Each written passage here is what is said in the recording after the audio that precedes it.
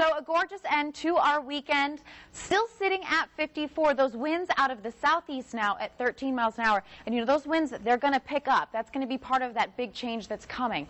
Now I want to show you the Storm Tracker 33 clouds and radar one more time. Now we have the wind coming out of the southeast that's bringing some of that moisture onshore. You also notice this band of storms coming off Texas. That's the second indication of what's coming. There's a front that's moving through the area. The cloud cover here indicating a change in the rain that we're going to get. But the more dramatic way to look at it is really to see the national pattern here. Look at all the clouds to the north.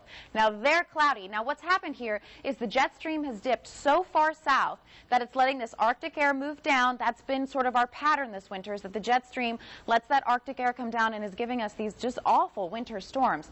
Now we're not going to be as bad as we were last week. I don't want to spook you, but we are going to have some changes here. Now when you superimpose this map on top of our national temperatures, do you kind of see the similarities where the clouds are, where the jet stream is dipping down? That's where the coldest temperatures are as well. Temperatures in the 20s, 30s. You see that purple right up there on the Canada border?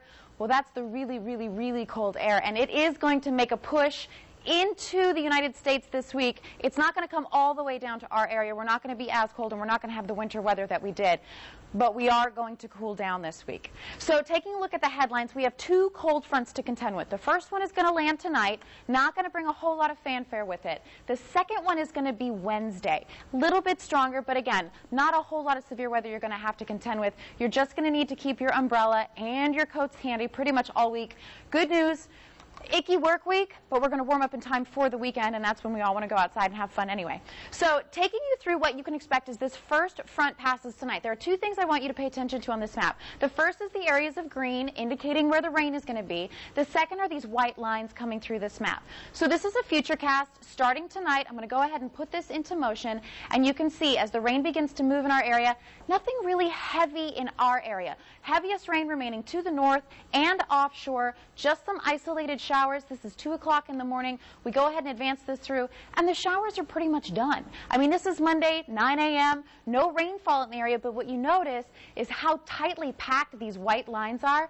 These white lines are isobars, and isobars are lines of constant pressure. And when they get packed close together like this, it gets windy. It gets very, very windy. It's not a good situation. We're actually going to have winds 10 to 20 miles an hour, gusting to 25.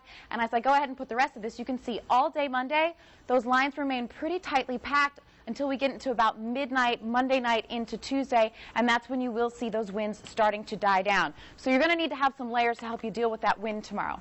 Now for tonight, there will be some showers. There might be 1 or 2 rumbles of thunder. Nothing severe associated with this. Pretty comfortable overnight temperatures of 46. You're going to see those winds increasing though. Out of the southeast, 5 to 10 tonight, but look what happens when we come into tomorrow. Out of the west, 10 to 15, gusting to 25. So a very windy afternoon.